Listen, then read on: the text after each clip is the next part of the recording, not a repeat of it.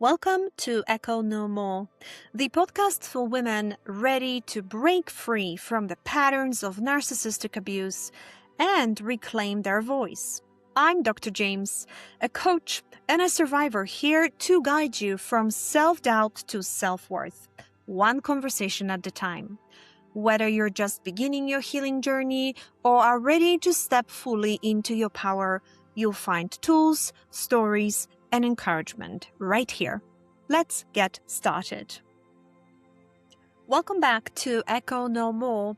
I'm Dr. Carolina James, and today we're talking about something that can bring up a surprising amount of stress for survivors: the holidays. For some people, the holidays mean warmth, connection, and family traditions. For others, they mean anxiety, pressure, obligation, grief, and sometimes even dread. If you are a survivor of narcissistic abuse, high conflict family dynamics, or toxic relationships, the holidays can feel incredibly complicated. Part of you may want connection, part of you may want distance, part of you may be excited, part of you may be bracing for impact. And if that's where you find yourself, I want you to know you're not alone, because the holidays aren't difficult simply because of what happens during them.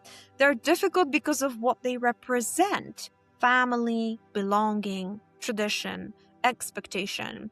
And for many survivors, those concepts come with a lot of pain attached. One of the biggest lessons I've learned over the years is that the holidays are not a test of loyalty. They're not a measure of how much you love someone. They're not proof of whether you're a good daughter, good son, good sibling, or a good parent. They're simply a period of time. And you're allowed to move through that time in whatever way protects your well-being. For years, I thought surviving the holidays meant enduring them, showing up, keeping the peace, making everyone else comfortable, smiling through things that didn't feel good, ignoring my own needs, avoiding conflict at all cost. Many survivors learn this early. We become experts at managing other people's emotions. We tell ourselves, it's only one day, just keep the peace, don't make things worse, it's easier this way. But eventually, those compromises add up. And one day you realize you're spending the holidays recovering from the holidays. That's not peace. That's survival. I think one of the reasons holidays are so difficult is because they often bring us face to face with what we wish our families were, not necessarily what they are. And that's a painful distinction.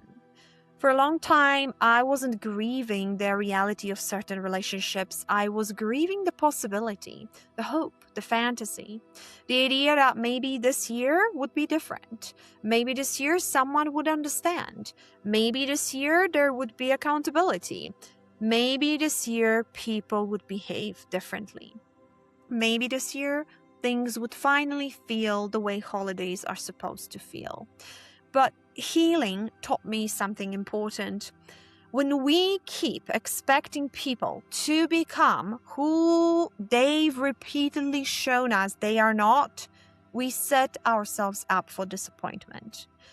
One of the hardest parts of recovery is grieving the family you deserved but didn't have, grieving the traditions you wish existed, grieving the version of the holidays you see in the movies, commercials, and social media. Because once you stop chasing the fantasy, you can start creating something real. And that's exactly what I've had to learn. As a single mom, holidays have changed dramatically over the years. Some holidays have felt joyful, some have felt lonely, some have felt healing, and some have felt heavy. But one thing I've learned is that peace doesn't come from recreating what everyone else thinks the holidays should look like. Peace comes from creating traditions that actually support your life. For me, that often means simplifying, choosing connection over performance, choosing presence over perfection, choosing what genuinely feels meaningful instead of what feels expected. And honestly, some of my favorite holiday memories with my son haven't been elaborate celebrations at all. They've been simple moments, road trips, watching movies together, making our own traditions, laughing over something completely ridiculous. Those moments remind me that connection doesn't require chaos. And family doesn't have to look traditional to be meaningful. Now, let's talk about boundaries, because boundaries are what make peaceful holidays possible. One mistake I see survivors make is waiting until they're already triggered before deciding where their limits are. By then, it's much harder. Instead, decide ahead of time. What gatherings will you attend? How long will you stay? What topics are off limits for you?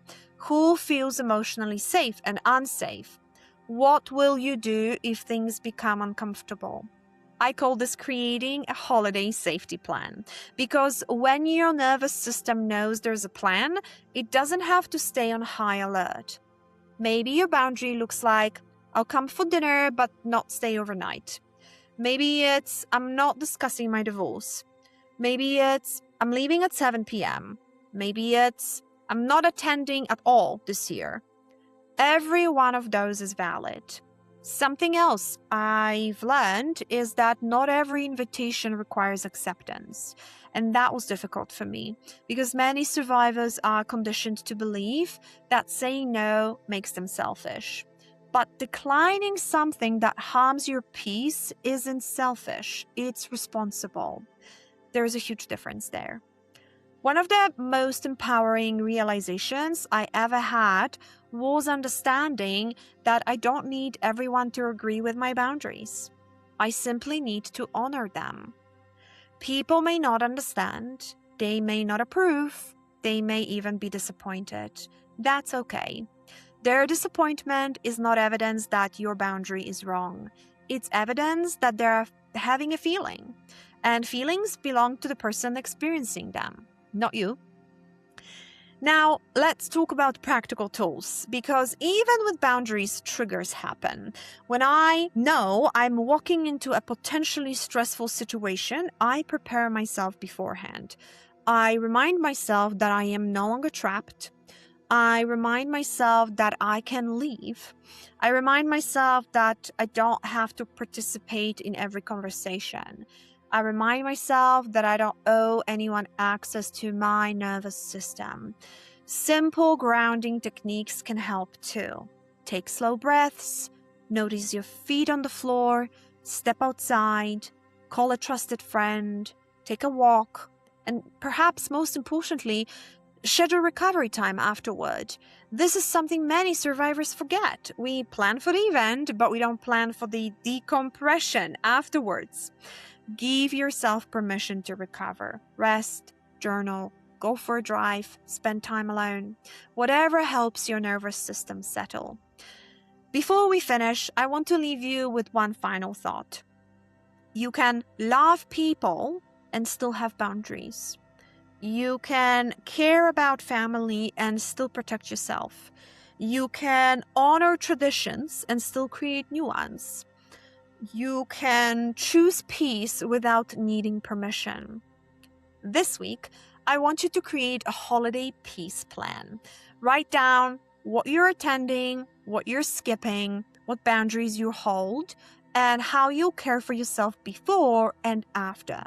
Because when your nervous system knows there's a plan, it can finally stop preparing for battle. Thank you for joining me for another episode of Echo No More. Until next time, remember, you do not have to earn peace. You're allowed to choose it, even during the holidays. Thank you for joining me today on Echo No More. If this episode resonated with you, please subscribe, leave a review, and share it with someone who might need to hear it. For free resources and coaching opportunities, visit www.echonomorecoaching.org. And always remember, your voice matters, and the echo ends here.